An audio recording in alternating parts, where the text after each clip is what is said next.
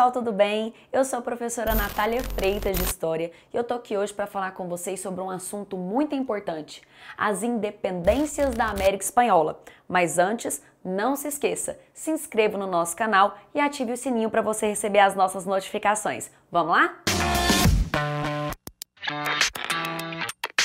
Bom, gente, quando eu falo independência da América Espanhola, eu tô falando desse território que você tá vendo aí no mapa, tá? Todo esse território em verde aí foi o território colonizado pela Espanha. Então, quando eu tô falando de independência da América Espanhola, eu tô falando da independência desse território que tá aí em verde. Bom, mas os processos de independência das colônias da Espanha ocorreram no século XIX, tá?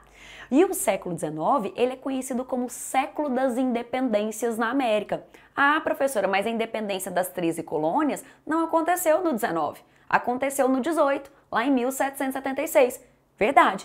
Porém, o processo de independência das 13 colônias, ele foi o único que aconteceu no século XVIII. Tá? O grande processo de independência das colônias, né, que estão localizadas na América ocorreu sim no XIX. Então você pode aí falar sem medo que o século XIX é o século das independências na América. Ah, e uma outra informação, a maioria dessas independências, elas foram dirigidas por uma elite burguesa, tá? E isso também não significa que nós não vamos ter indígenas participando, escravizados participando, tá? Mas o projeto, de uma maneira geral, foi um projeto elitista. Bom, gente, mas vamos lá? Quais foram os fatores externos que contribuíram para esses processos de independência, tá? O primeiro fator que você vai anotar aí é a crise geral do antigo regime. Professor, o que é o antigo regime? Gente, eu vou resumir aqui, tá? O antigo regime, ele é o poder absolutista. Ou seja, né, é quando o monarca governa de forma absoluta, sem se submeter à lei, sem se submeter ao parlamento, tá? Então, esse poder absolutista, ele estava em crise. Né? É o que a gente chama de crise do antigo regime. E é claro que isso vai influenciar no processo de independência, gente. Imagina, se o poder absoluto do rei está em crise, fica ainda mais difícil de administrar essas colônias, né, além mar, ou seja, né, após ali o Oceano Atlântico. Um segundo ponto, e também colocado aí dentro de fatores externos, né, é o avanço do iluminismo. Gente, desde o final do século XVIII, né, as ideias iluministas elas avançavam e questionavam esse poder absolutista. Tá? Então não só o avanço do iluminismo, como também do liberalismo econômico. Né? A classe burguesa, ela olhava para o pacto colonial, né, e falava, ó, esse pacto colonial ele está atrapalhando o crescimento burguês nas áreas coloniais. Então essa burguesia que estava ali, né, crescendo economicamente, né, e é claro, parte dessa burguesia também tinha poder político, mas ainda muito limitado, né, ela começa a ser influenciada tanto por esse iluminismo, que critica, né, esse poder absoluto do rei, como também influenciada pelo liberalismo econômico, ou seja, o desejo de quebrar o pacto colonial. Outro fator externo que eu falei no início da aula, né, é a independência das 13 colônias. Professora, mas as 13 colônias foram colônias inglesas, o que tem a ver com o processo de independência da América Espanhola? Gente, as 13 colônias, elas declararam independência lá no século XVIII, né? E foi o primeiro exemplo de independência que a gente teve no continente americano. Então isso vai acabar servindo de exemplo para outros processos de independência. Bom, gente, ainda dentro dos fatores externos que vão contribuir para a independência dessas colônias, nós temos que lembrar das famosas guerras napoleônicas e do famoso bloqueio continental. Gente, vamos lembrar aqui, quem era Napoleão Bonaparte? Era um líder militar francês, tá? Que estava tentando isolar a Inglaterra economicamente e aí criou esse bloqueio. E aí ele deu um aviso aos países da Europa, não é para vocês comercializarem com a Inglaterra. Se comercializar, eu vou pegar o meu exército napoleônico, que era uma máquina de guerra, e vou invadir. E aconteceu isso com a Espanha. No ano de 1807, Napoleão Bonaparte invadiu a Espanha e colocou no trono espanhol o seu irmão, José Bonaparte, tá? E aí o rei da Espanha, que era o Fernando VII, ele foi destituído. Então você imagina que todo esse cenário conturbado na Espanha, é claro que vai refletir nas colônias, né? Primeiro porque enfraqueceu o rei absolutista Fernando VII, tá? Ah, E é claro, né, gente, o trono ele passou de forma provisória para a França, né? Isso vai aumentar o desejo de independência dessas colônias aqui na América e depois esse trono volta por Fernando VII, né? E ele era um absolutista. Então, é claro que todo esse cenário conturbado, né, guerras napoleônicas, invasões, destituição do trono, depois volta para o trono, isso tudo vai contribuir para aumentar esse desejo pela independência. Ah, e também nós não podemos esquecer, gente, do desenvolvimento industrial da Inglaterra, né? A Inglaterra ela é conhecida aí como a oficina do mundo porque foi berço da Revolução Industrial, né? E todo esse cenário industrial que a Inglaterra já vivia também vai influenciar as independências, porque há uma pressão inglesa, né? Mas, professora, por que a Inglaterra queria que as colônias da Espanha declarassem independência? Gente, declarar a independência significa quebrar o pacto colonial, ou seja, garantia de novos mercados para os produtos ingleses. E tem mais fator externo, tá? Deixa eu te contar uma coisa, né? Havia, já nesse momento, no século XIX, uma doutrina estadunidense que ficou muito conhecida, a doutrina Monroe, né? Que ela diz América para os americanos. Tá, professora, mas o que tem a ver isso com a independência? Gente, tem tudo a ver, né? Porque os Estados Unidos, no momento em que essas colônias, né, estavam lutando pela independência, os Estados Unidos estavam em processo de expansão para o oeste, que eles chamam de marcha para o oeste, né? Então, os Estados Unidos, eles apoiaram essas independências, né? Olha, nós vamos tirar essa dominação europeia da América, porque a América é dos americanos e não da Europa, né? Só que hoje nós sabemos que essa América para os americanos, na verdade, foi um apoio às independências, não porque eles queriam de fato que o europeu saísse daqui. Claro que eles queriam que o europeu saísse daqui, mas eles também queriam exercer um imperialismo, uma dominação no continente americano. Bom, agora vamos para os fatores internos, né? O que estava acontecendo dentro dessas colônias, dentro desses territórios coloniais que vão contribuir para a independência? Então vamos lá, primeiro ponto, a divergência entre dois grupos, o grupo dos chapetones e o grupo dos crioulos.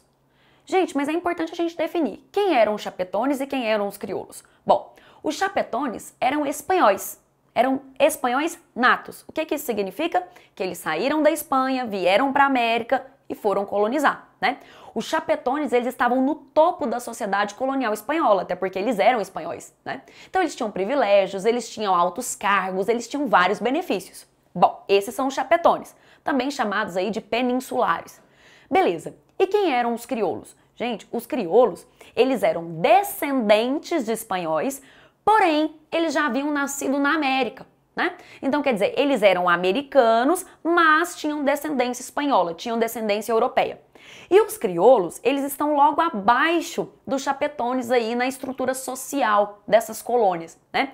Ou seja, esses crioulos, eles tinham poder econômico, né? Eles faziam parte de uma elite burguesa, mas em relação a poderes políticos, eles desejavam mais, né? Eles queriam mais participação política, eles queriam mais liberdade comercial, eles acreditavam que o pacto colonial estava ali atrasando o crescimento deles, né? O acúmulo de mais capital. Então, essa divergência entre esses dois grupos acabou contribuindo para esse processo de independência, né? Os crioulos, então, buscavam independência para ter mais participação política, para ter mais liberdade comercial, e os chapetones desejavam manter a colonização, já que eles tinham privilégios e eram espanhóis, né? Mas veja bem, é uma elite contra outra elite, tá? E uma informação importante que eu dei lá no início dessa aula é que a maioria dessas independências, elas foram lideradas por burgueses, ou seja, por essa elite que a gente chama de crioula, tá? Então, essa elite burguesa, essa elite crioula vai liderar o processo de independência. Tá? E esses processos que foram liderados, né, de forma majoritária pela elite, tinham medo, muito medo, que acontecesse uma independência, por exemplo, como foi a do Haiti. Por quê, gente? Porque a independência do Haiti, ela foi dirigida, ela foi coordenada por escravizados, por homens negros. Então havia um temor por parte dessa elite, desse medo haitiano. Ainda dentro dos fatores internos, nós temos que lembrar do quadro de desigualdades, tá, sociais.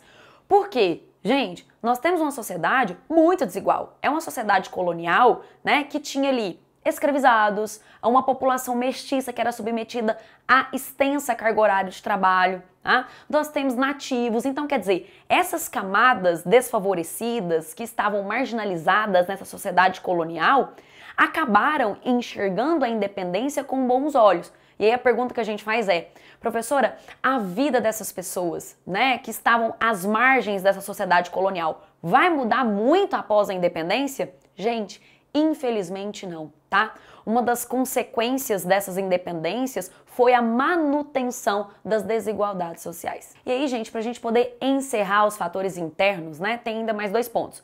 Primeiro, né, a crise da mineração. A crise da mineração, obviamente, vai levar também a uma crise, né, de parte dos chapetones, que eram os espanhóis. Tá? Isso vai acabar enfraquecendo eles. E um outro ponto que a gente tem que colocar aqui, e que eu já falei tantas vezes nessa aula, né, é que os burgueses, a elite crioula, que eu expliquei agorinha, né, ela via ali o pacto colonial como algo que atrasava o desenvolvimento deles. Bom, agora a gente já sabe ali, né, os fatores externos e internos que levaram a essa independência, agora a gente precisa conhecer os precursores. Ou seja, quais são os nomes mais importantes relacionados a essas lutas pelas independências aí? Gente, professora, você só vai falar nome aqui da elite, né? Porque a senhora falou que foram independências lideradas pela elite. Vou falar a maioria dos nomes, de fato, são nomes da elite burguesa, da elite crioula. Mas eu vou começar com um nome muito importante. Tupac Amaru II, né? Gente, ele era um líder indígena, tá? Ele nasceu no Peru e ele chegou a coordenar uma grande rebelião indígena pela independência do Peru. Claro, né? Essa rebelião acabou fracassando e ele não vai conseguir libertar o território. Segundo nome da nossa lista de precursores, Francisco de Miranda, nasceu na Venezuela e inclusive participou da libertação provisória da Venezuela e também de outros territórios coloniais. Gente, o Francisco de Miranda, ele pertencia a uma elite burguesa. Terceiro nome da nossa lista, na verdade terceiro e quarto, Padre Morelos e Padre Hidalgo. Gente, eles pertenciam ao baixo clero do México, tá?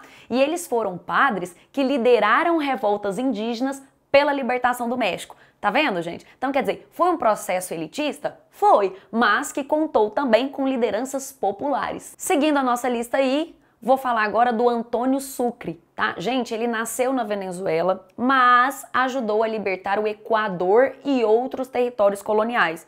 Inclusive, ele era muito próximo de um outro libertador, conhecido aí como Simão Bolívar. Dando sequência à nossa lista, nós temos que lembrar do San Martín, gente. Ele era da Argentina, ele liderou um movimento pela libertação chamado Movimento Sulista, né? Que inclusive libertou a Argentina. Deixa eu contar uma informação importante para vocês sobre ele, né? O San Martín, gente, ele era monarquista, tá? E isso era uma exceção, porque a maioria das pessoas que estavam ali lutando pelas independências eram pessoas que defendiam republicanismo, ou seja, um modelo de governo mais descentralizado. Ele não, ele era monarquista. E por fim, o mais conhecido libertador, né? Inclusive ele é apelidado de O Libertador. Gente, o Simão Bolívar, né? Eu tô falando dele aqui agora.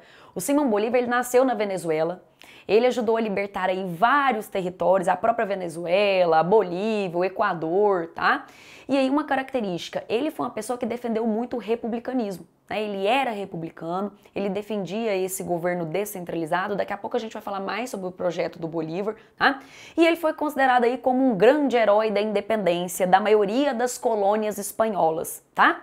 É importante a gente lembrar que o Bolívar, ele também fazia parte dessa elite crioula, né? Então ele fazia parte de uma burguesia, né? E também se destacou aí como um militar. Bom, gente, mas a gente vai ter que falar mais sobre o Bolívar. Por quê? Porque o Bolívar, ele tinha um projeto que ficou conhecido como pan-americanismo ou bolivarianismo, tá? E o que era isso? Bom, vamos entender? O que ele pretendia? Ele pretendia unir, né, a partir de uma confederação pan-americana, essas colônias que estavam declarando a independência da Espanha. Né? Então, o desejo dele era unir essas colônias que declaravam independência, formando uma confederação forte e unida. Né? Ele mesmo escreveu: América, univos ou o caos os devorará. Né? Então, quer dizer, ele já ali estava pensando numa possível intervenção imperialista dos Estados Unidos. né? Outra coisa que é importante a gente lembrar, que ele estava na Jamaica, quando em 1815 ele escreveu a sua famosa Carta da Jamaica. E lá na Carta da Jamaica, ele deixou ali claro o sonho dele, né, de ver se formar na América uma grande nação. E aí, professor, ele vai conseguir formar essa confederação? Não, gente. O máximo que se conseguiu foi a formação da Gran Colômbia, como vocês estão vendo aí no mapa, né? A Gran Colômbia, ela durou pouco tempo e ela pega esses territórios aí, ó, da Colômbia, da Venezuela e do Equador. Bom, gente, e esse território da Gran Colômbia que eu mencionei, vocês viram no mapa, ele durou pouco tempo, ele durou um pouco mais aí de 10 anos, né? Então, o que vai acontecer? Em 1826 vai acontecer um congresso chamado Congresso do Panamá, que aconteceu no Panamá, e lá nesse congresso o Bolívar ele vai se reunir com outras lideranças para apresentar o projeto do pan-americanismo, né? Mais uma tentativa de construir essa confederação que ele tanto sonhava, mas não deu certo, né? O Congresso, o objetivo inicial do Congresso fracassou. E aí você deve estar se perguntando, professora, por que esse projeto de fazer essa confederação republicana, por que esse projeto não deu certo? Gente, não deu certo, né? Por conta de interesses próprios, de líderes locais, tá? Esses líderes locais, eles eram chamados de caudilhos, né? E eles, além de serem lideranças locais, eles eram fortes politicamente falando, economicamente falando, né? E eram líderes autoritários e ao mesmo tempo carismáticos. É como se fosse um coronel no Brasil, né? Só para vocês terem uma ideia. Então, por conta da divergência e de interesses próprios desses caudilhos, esse projeto, né, que era um projeto unificado, não vai dar certo. Então, resultado dessas independências, nós temos um território que foi fragmentado em pequenos países republicanos, tá? Nós temos ainda, mesmo após a independência, um cenário de desigualdade social, tá? E um terceiro ponto aqui, uma instabilidade política que é provocada pela atuação desses caudilhos, né? Pelo caudilismo.